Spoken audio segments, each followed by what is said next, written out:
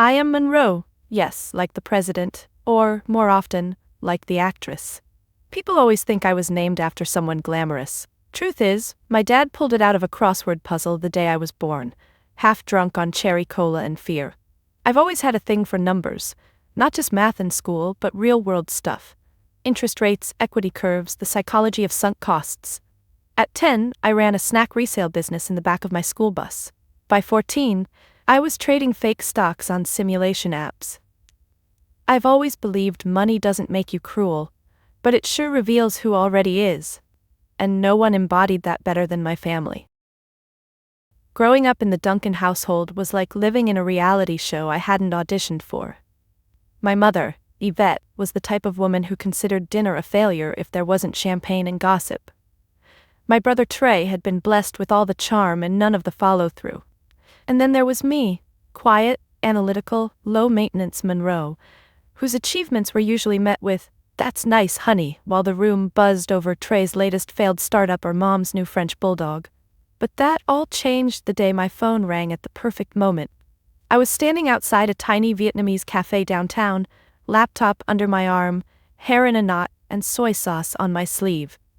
I'd just left a high-stakes negotiation meeting, my nerves crackling like radio static. My startup, Finchspring, was about to close a multi-million-dollar licensing deal. I was seconds from collapsing into an alley bench when I saw the caller ID. Mom. My stomach dropped. That name didn't show up often, and never with good news. But before I tell you how that call pulled the pin out of everything, let me know where you're watching from, and hit subscribe. You'll want to see how this ends. Because what began as a simple dinner invitation turned into a full-blown war over a $2 million inheritance, a public family implosion, and the day I walked away from everything, except the part of me that was finally enough. "Hi, Mom," I answered, keeping my voice smooth. "Sweetheart, we're doing family dinner next Saturday, your grandfather's honor, of course, and I simply insist you come. You'll come, won't you?" Her tone was sugar-dipped steel. I could practically hear her lips pulling tight around the words. "Grandpa's honor?" I repeated. "He passed 6 years ago." "Yes, but the will just closed, and it's significant." Her pause was dramatic. A legacy event. There it was. The bait. I knew what she was fishing for. I wasn't supposed to know Grandpa left everything to me, his quiet way of telling me he saw what no one else did. While my mother and brother chased spotlight and scandal, I'd spent my 20s building something real, investing wisely, and quietly visiting Grandpa every Thursday with groceries and questions about bond markets. I swallowed. "Sure," I said. "I'll be there." And just like that, I felt the first crack in the dam. The days leading up to the dinner were a blur of back-to-back Zoom calls, spreadsheets, and lawyers trying to finalize a contract that would value my company in the mid-8 figures. I should have been elated. But instead, I was spiraling. Not because I didn't belong in the success, I did, but because I knew exactly what stepping back into that dinner table meant. It meant silence when I spoke. It meant judgment disguised as jokes. It meant watching my mother toast to family unity while planning her next inheritance grab behind velvet curtains. It meant Trey. God, Trey. The last time I saw him, he asked to borrow $5,000 to pay his credit card. I'd said no, and he'd laughed, literally laughed, and said, "Guess we know who the real Duncan is." I remember thinking, guess we do. But this time I wasn't coming back as Monroe, the invisible girl with her hands in her lap. I was coming back as the sole heir to a fortune. A quiet financial genius with a killer poker face and the receipts to prove it.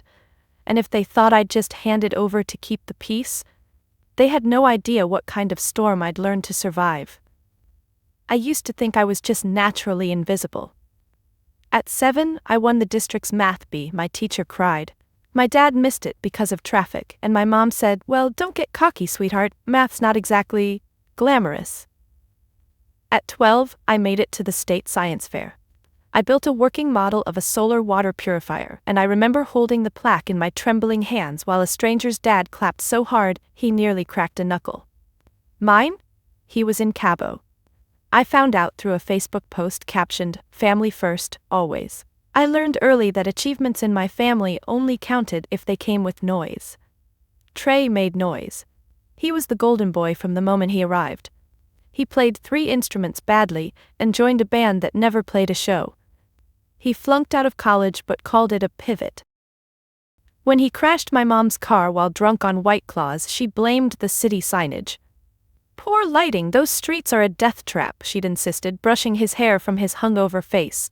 Meanwhile, I spent my high school years tutoring calculus for $10 an hour. I bought my own graphing calculator and kept my GPA above 4.0. At graduation, they gave Trey a louder cheer for showing up late in a tuxedo jacket than they gave me for being valedictorian. It wasn't that I needed applause, it's that I never got acknowledged. Even when I got a full ride to a state university with a dual major in finance and computer science, my mom said, "That's cute, so not Harvard?" She said it with a laugh. The kind people hide knives inside. My grandfather was the only one who saw me, and he never needed to say much. It was in the way he folded his newspaper when I talked, or how he asked to see my quarterly projections like they were more exciting than lottery tickets. "You're like an icebreaker," he told me once. "Slow, silent, but unstoppable once you're aimed right." I don't think anyone else in the family even knew what I did for a living. At Thanksgiving they'd ask, "Still with that little web thing?" Even after I'd made my first 6 figures. I just nodded and passed the gravy, because trying to correct them felt like yelling into a hurricane of entitlement. One Christmas I gave Grandma a spa voucher and Mom a handmade wooden jewelry box I'd had custom engraved with her favorite quote. Trey showed up drunk, forgot to bring anything, and handed out IOUs written on napkins. Free hug. Car wash by me, that sort of thing. He got a standing ovation. I got silence. You learn to live with that kind of quiet. You fold your pride into small, sharp corners and tuck it under your ribs, where no one else can bruise it. You start making deals with yourself. Be useful, not loud. Be helpful, not noticed. Be smart, but never too proud of it. But the funny thing about being invisible? You get good at watching. And I watched everything. I learned how everyone in my family operated, who owed who lied more believably, which smiles were genuine, and which were meant to disarm. I learned not just how to see the truth, but how to use it. That's why when I got the inheritance letter, handwritten, sealed in my grandfather's painfully tidy cursive, I didn't cry. I planned. He left everything to me. $2 million in long-term municipal bonds, an unlisted lake house property, and a safe deposit box with a thumb drive labeled, "Trust yourself." No poetic speech. No guilt. Just trust. And suddenly, all that silence, all those skipped birthdays and overlooked awards, crystallized into something harder, brighter, and far more dangerous than resentment. Resolve. So when Mom called me that week, pretending to be breezy and warm, I knew something had shifted. It wasn't just a dinner. It was a trap set on white linen with wine glasses and fake laughter. And I was walking in with a full playbook, and something she'd never expect. Leverage. My secret started on a rainy Tuesday, with a broken radiator, and exactly $472 in my checking account. I was 24, jobless, and renting a roach-friendly studio that smelled like someone else's regrets. My last startup attempt, an app that connected freelance tutors to students, had fizzled just before launch when my co-founder ghosted and took the dev files with him. Classic. Most people would have crumbled. I didn't. I just got quiet. Still, cold even. The kind of cold that pushes you to survive with precision. That day, I sat on the floor next to the heater that wasn't working, wrapped in 3 layers of hoodies, staring at a YouTube video titled, "What if financial literacy was taught like TikTok?" And I thought, what if it actually was? The idea was simple, maybe even dumb at first. Bite-sized, algorithm-optimized financial education for Gen Z and millennials. No suits, no jargon, just facts, hacks, and animated explainers with meme-level editing. I didn't tell anyone. Instead, I started building nights, weekends, lunch breaks at the diner I waitressed at to make rent. I taught myself animation software between shifts. I sold my gaming console and bought a second-hand laptop. I called the channel Finch Spring after my grandfather's favorite bird and the season he used to say I'd bloom. The first month, we had 38 views. By month 4, we had 1,200 subscribers. By the end of year 1, we had sponsorship offers, collabs with micro-influencers, and one viral video on compound interest that hit 1.1 million views in 3 days. That's when I formed the LLC. Then I started layering revenue, affiliate deals, branded courses, a Money Mythbusters podcast. Every dime went back into growth. I hired 2 freelancers to help with scripts and editing. I never showed my face, just my voice, an avatar, and results. I became a ghost with a wallet. To the world, I was a faceless financial educator. To my family, I was still Monroe who messed around with some apps. They didn't need to know I'd scaled FinchSpring into a content tech company worth just under $6.5 million by the end of its 3rd year. They didn't need to know I was in talks with a major finance platform to license our curriculum. They didn't need to know anything, because they'd never asked. I never forgot that. The first time I saw our quarterly reports exceed $800K in net revenue, I sat in my car parked behind a Rite Aid and cried into a stale bag of Funyuns. Not because I was proud, but because I had no one to tell. No one who would understand that I'd just cracked a code. No one who would believe me if I did. You know what loneliness sounds like when you're successful? It sounds like silence at your own table. But I'd built a life in that silence. I wore it like armor. I learned how to translate betrayal into budget forecasts and neglect into negotiation tactics. And then, just when it all finally stabilized, when we had 14 employees, 3 licenses pending, and that nerve-shaking, goosebump-inducing feeling that we were about to level up, I got the email. From DA Financial Group, subject, final stage approval. Licensing negotiations scheduled for Thursday, 9:30 a.m. It was the biggest moment of my life, and it was 2 days before that cursed family dinner. I didn't sleep. I couldn't. Every time I closed my eyes, I imagined my grandfather's voice whispering, "Trust yourself," while my mother's voice laughed over it, saying, "Oh, honey, leave the hard stuff to the men." I wanted to walk into that dinner with all the legal documents printed out, the valuation certified, the app screenshots projected on the walls. But I didn't, because sometimes the sharpest knives are the ones you never take out of the drawer.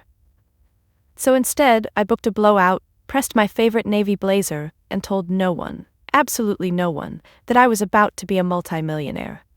They wouldn't see it coming. And God, that was the point. The morning of the dinner, the deal closed. We signed at 9:37 a.m.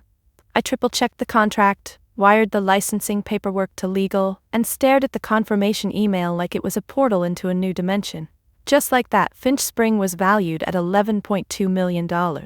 I owned 82%. I could have screamed or sobbed, or called someone to toast with, except the only people I wanted to tell were either working under NDAs or dead.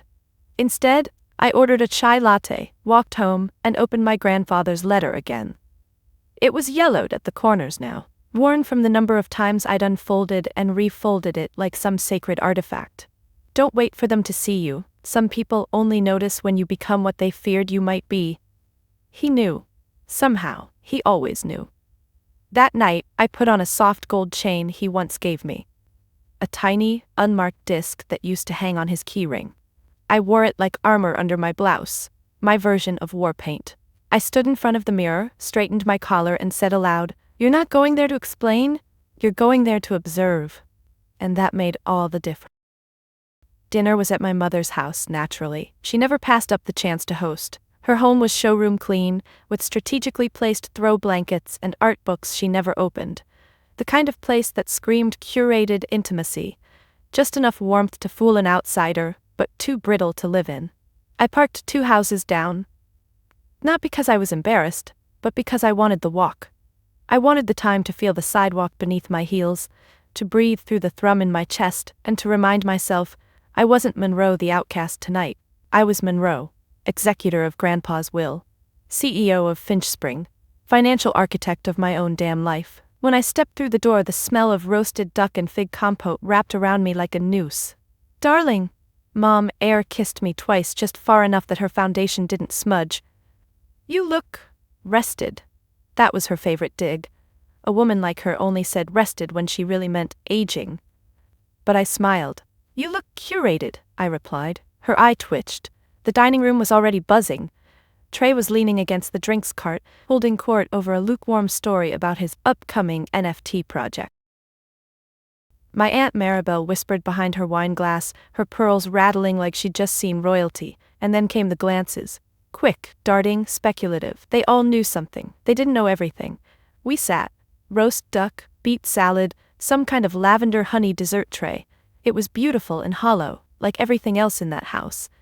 They talked about Trey's consulting job, which I was 98% sure was just him reselling dropshipped supplements, Maribel's trip to Provence, and a friend of the family whose daughter just secured an engagement with someone from the Vanderbilt bloodline.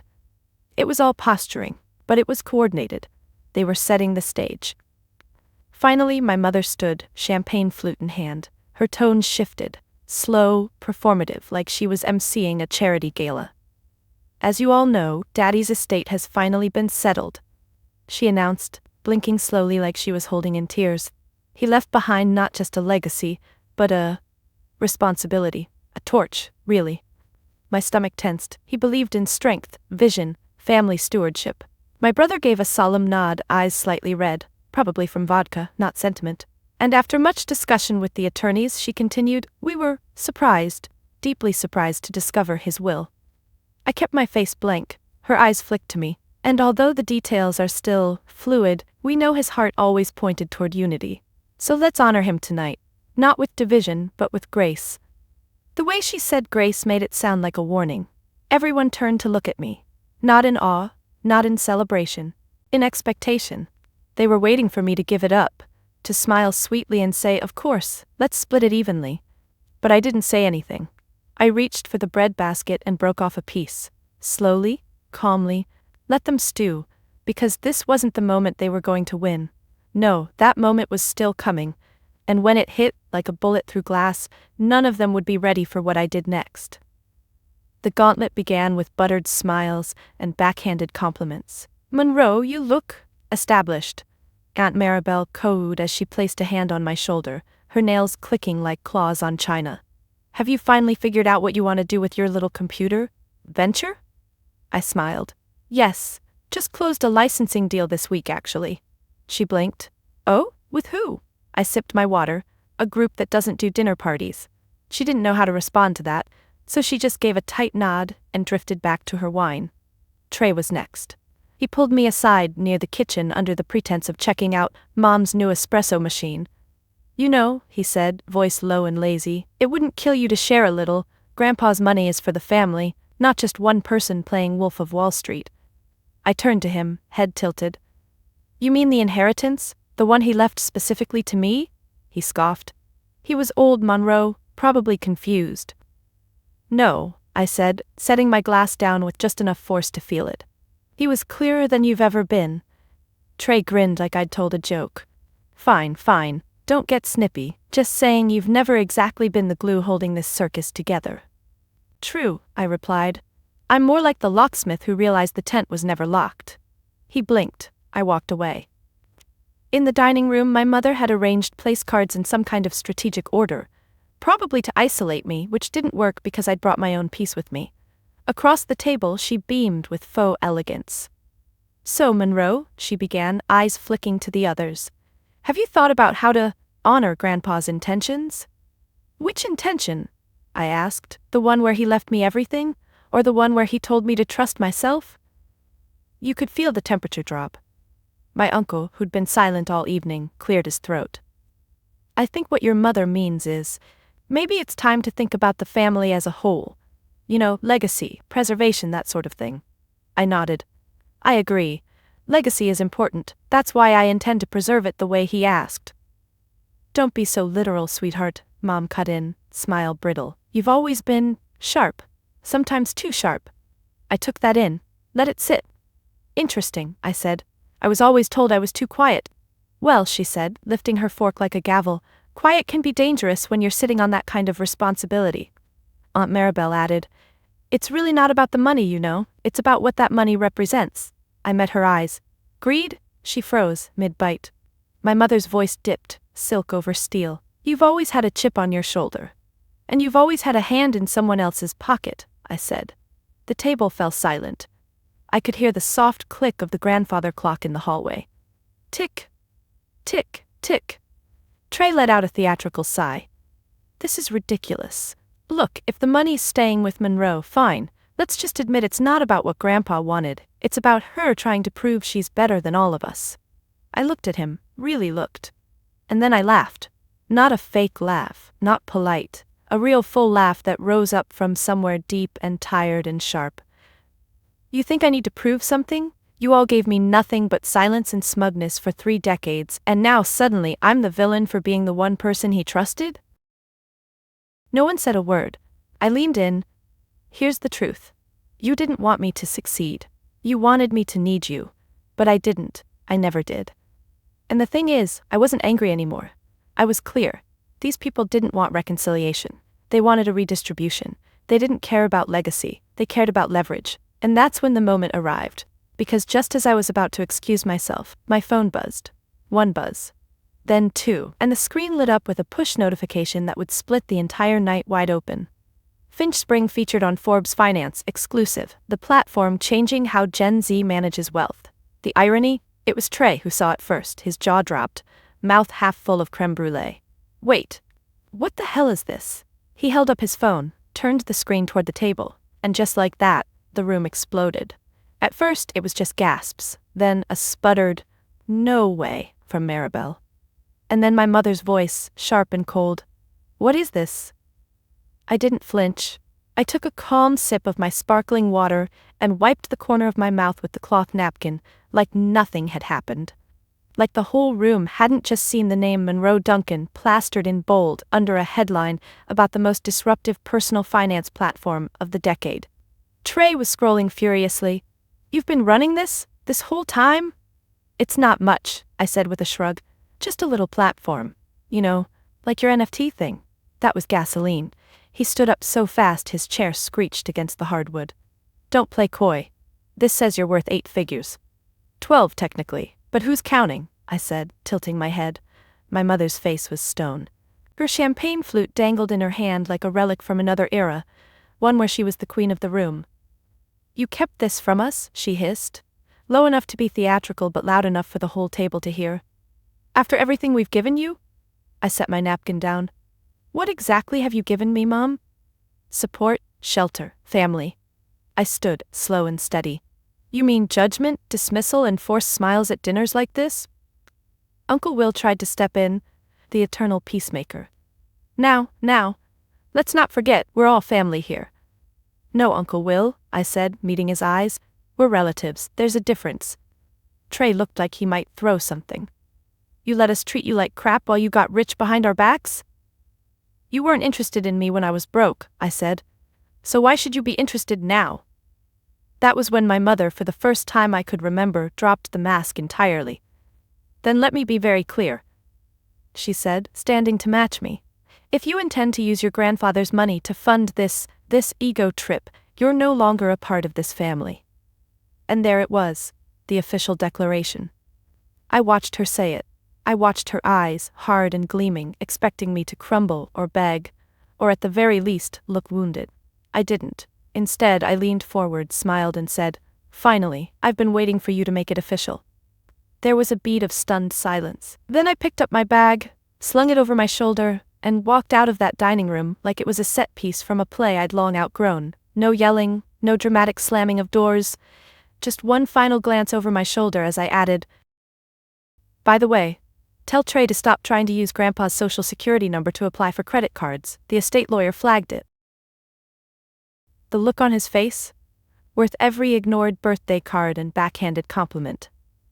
I stepped outside into the cool night, letting the door click shut behind me, muffling the rising chaos inside like a lid on a boiling pot. I didn't drive home right away. I stood at the edge of the sidewalk, staring up at the sky, thinking how strange it was that the stars looked the same, even when your whole life had just detonated in front of a cheese board. Disowned? I'd been emotionally disowned for years. Tonight just made it official. And I wasn't sad, I was free. It wasn't until I was halfway across town that the weight hit me, not heavy like grief, but electric, like something charging under my skin. My phone buzzed again. I pulled over in front of an old bookstore with one flickering neon sign and checked the notification. Finch Spring site traffic up 900%. Licensing partner requests urgent Zoom. You are trending, Finch Queen Monroe Money. I leaned my head back against the car seat and laughed. Not from giddiness, not from revenge. It was the laugh of someone who'd finally watched the scales tip after balancing them alone for years. My grandfather would have smirked at the headline, called it cute, and then asked if I'd diversified our back-end services. I didn't cry, but I did call someone. Not Mom, not Trey. I called Birdie. Birdie wasn't blood, but she was my person. A mentor-turned-friend who once edited my very first Finch Spring video while babysitting her niece and eating soup straight from the can. When she picked up, I didn't even say hello. "They know," I whispered. "Your family?" she asked, voice warm with concern. I nodded, even though she couldn't see. It happened, at dinner. The article dropped right in the middle of dessert. I heard her inhale sharply, then laugh. Poetic. They disowned me. Well, they've never owned you, so technically that's impossible. I smiled, even though my chest ached from all the unspoken pieces rattling loose. "I think I won," I said. Birdie's tone softened. "You remembered that you already won, that's different." We talked for 20 minutes. She offered to open a bottle of wine and video chat. I told her I needed some air first, and I did. Not just fresh air, but the kind that moves through you, makes you feel like the sky isn't pushing down anymore. I parked near the lake house, the one Grandpa left me in the will. It sat at the edge of the water, silent and perfect, like it had been waiting for someone who wouldn't fill it with noise. The porch light still worked. The key still turned smooth in the lock. Inside, everything was untouched.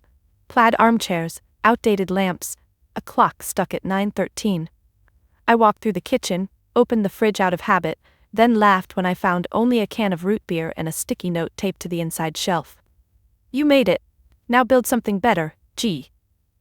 I sat on the porch swing for an hour, letting my heartbeat slow, letting the buzz fade into something quieter. I thought about all the times I'd waited for my mother to say she was proud of me.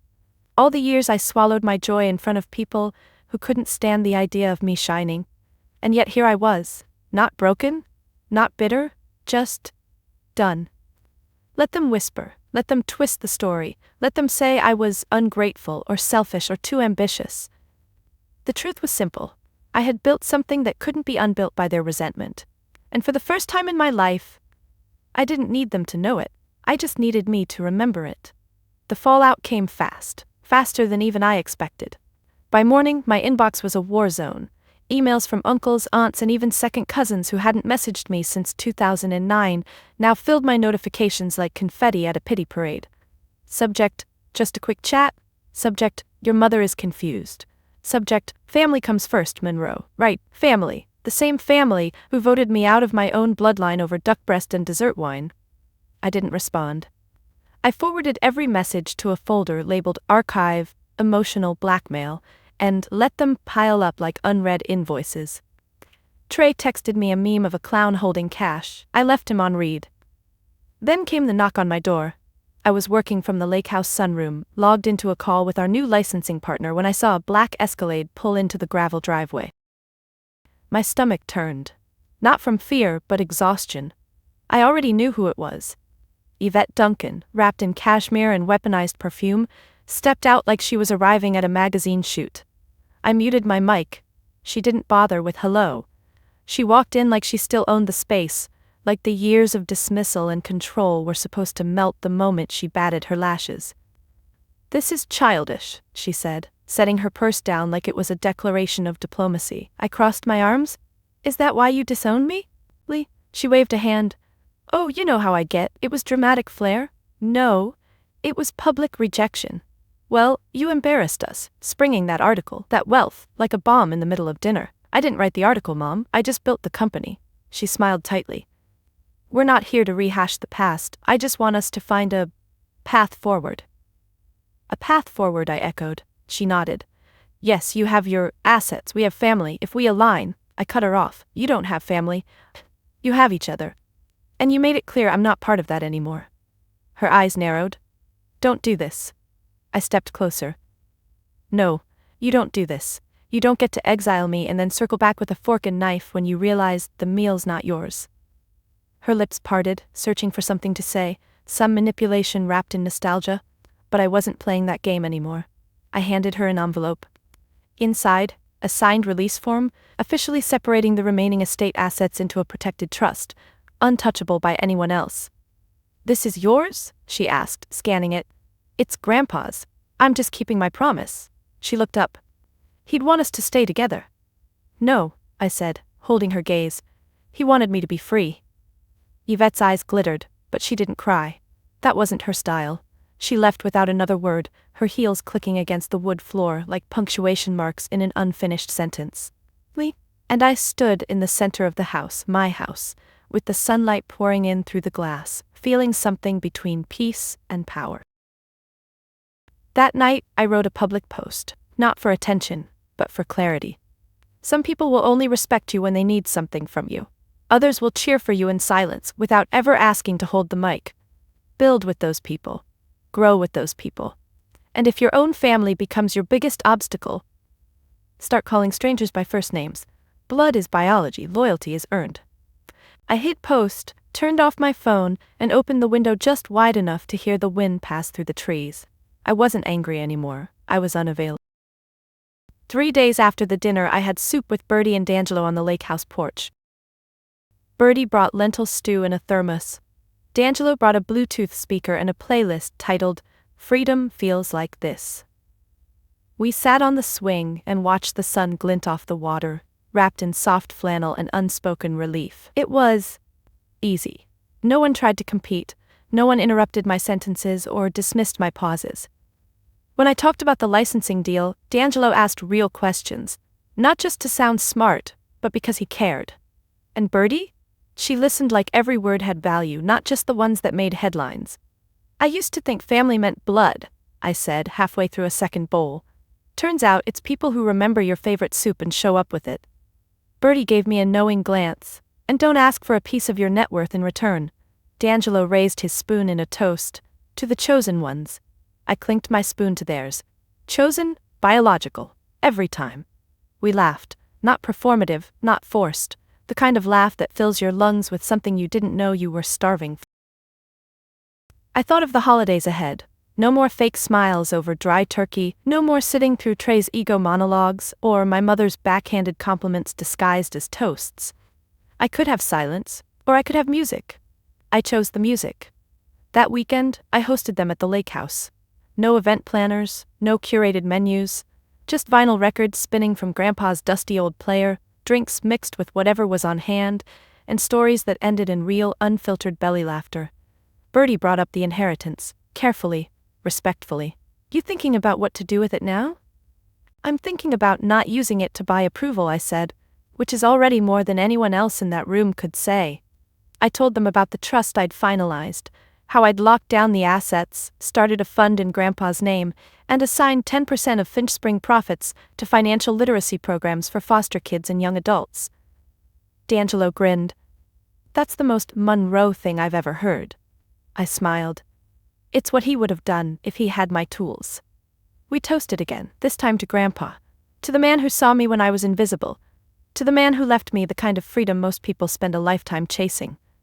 That night, as they both drifted to sleep in the guest rooms, I sat on the porch alone, watching fireflies light up the woods like Morse code from the past.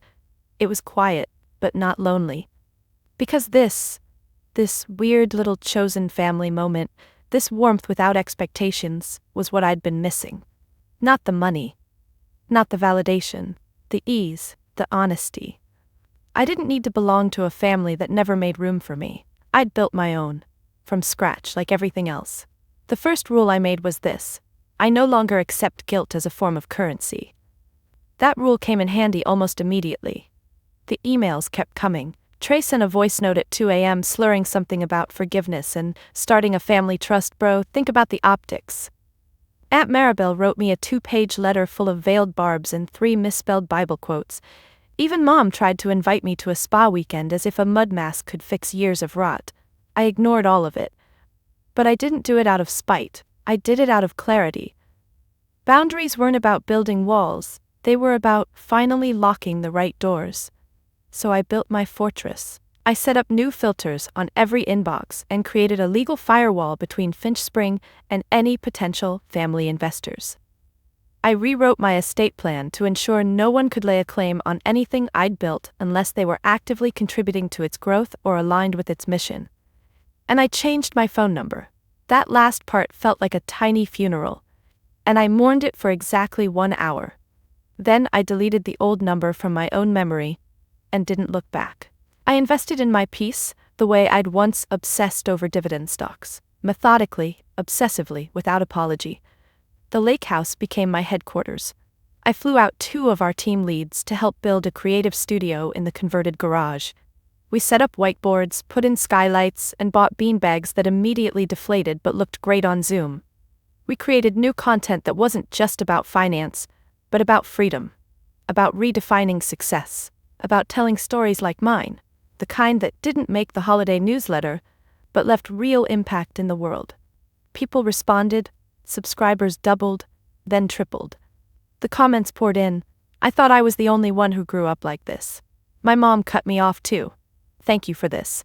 Your story made me finally open a savings account and start therapy.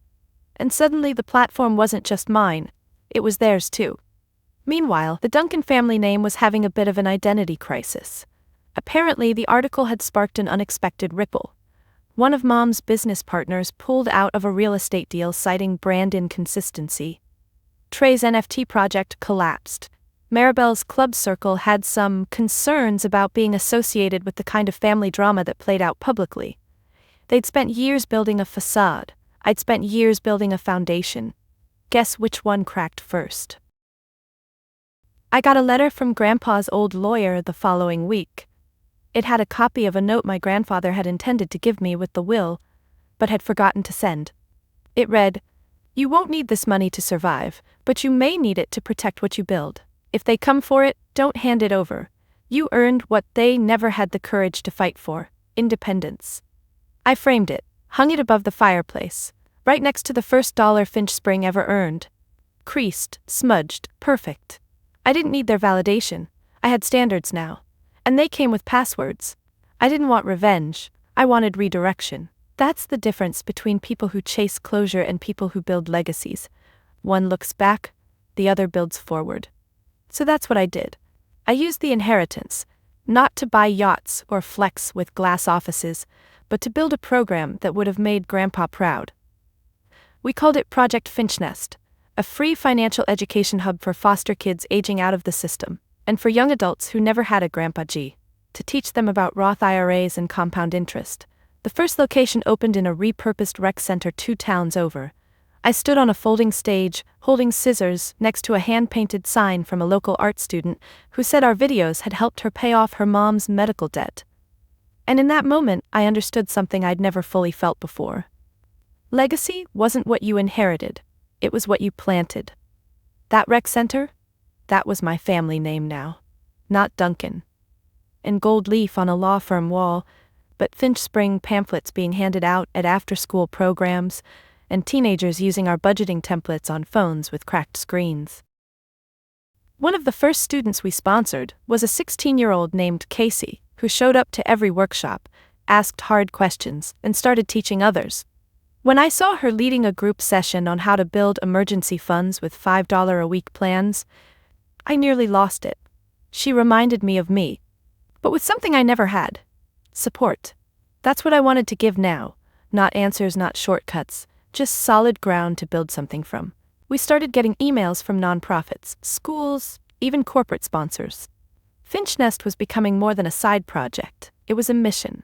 I used part of the inheritance to create a fellowship program, hiring peer mentors, and paying young adults to teach others their own hard-won lessons. And through it all, I kept building Finch Spring. We launched new courses, a podcast, a mini documentary series on silent success stories, people like me, who weren't flashy or loud, hot, but who changed their lives in quiet, powerful ways. The stories were raw, real, messy, and they were more mine than anything I'd ever done before. One evening, I got a call from a radio host who'd seen the Forbes article. He wanted me to come on air to talk about inheritance and the drama. I said no. Then he asked if I'd talk about what it means to build a name that's yours, not the one you were born into. That time I said yes. I didn't talk about my mom, or Trey, or the dinner. I talked about Grandpa, about trust, about resilience, about how not every legacy starts with applause, some start with silence in a spreadsheet. Afterward, the host asked, What do you want your legacy to be? I smiled. Self-trust and space for others to find their own. Because that's what I'd built. Not an empire, not a comeback, just a place where people like me, overlooked, underestimated, disowned, could learn how to own something bigger than a last name. Their future. I visited Grandpa's grave alone that winter. There was no ceremony, no flowers, just me, a black coat, and a steaming cup of his favorite gas station coffee, 2 sugars, no cream. The lake house had become my home by then. The startup had grown into a movement, and the girl they once dismissed as invisible was now cited in university lectures and invited to speak on panels next to people who once wouldn't return her emails. But none of that was why I came. I came to say thank you and goodbye. Not to him, but to the version of me who needed their permission, who thought love had to be earned by shrinking, who believed peace only came through approval. I crouched down by the headstone, ran my gloved fingers along his name, and whispered, "You were right. I didn't need them to see me, I just needed to see myself." I pulled out a small envelope from my coat pocket, the kind I used to leave on his porch as a kid, filled with savings from tutoring gigs or birthday money. Inside this one was a printed page, the first scholarship application funded by Finchnest. At the bottom was Casey's name. She was going to college, tuition covered, books too. I tucked the envelope under a rock and stood up. That was all he'd ever wanted, for me to break the cycle, to build something better. As I walked back to the car, the snow started falling in slow, lazy spirals, like even the sky was at peace. I didn't feel triumphant. I felt quiet, like when the storm ends and you realize the silence wasn't emptiness, it was clarity. This wasn't about revenge, it was about returning to myself. And I had. No more war with people who mistook control for love. No more explaining success to those who only respected struggle. I was whole. And finally, I was enough. Have you ever felt like the people who were supposed to love you the most only noticed you when they needed something? Because I've been there. I know what it's like to sit at a dinner table where every smile has a price tag and every compliment comes with conditions. I know the ache of being the quiet one, the underestimated one, the invisible one, until suddenly, you're not. And then they come running, hands out, hearts closed. If any part of my story felt like your story, I want to hear from you. Leave a comment below. Tell me about the moment you realized you had to choose yourself. Tell me about the silence you broke, the boundaries you built, or the legacy you decided to redefine.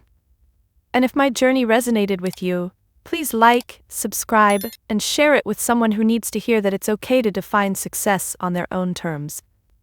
Someone who might be quietly winning behind the scenes, waiting for permission that never needs to come.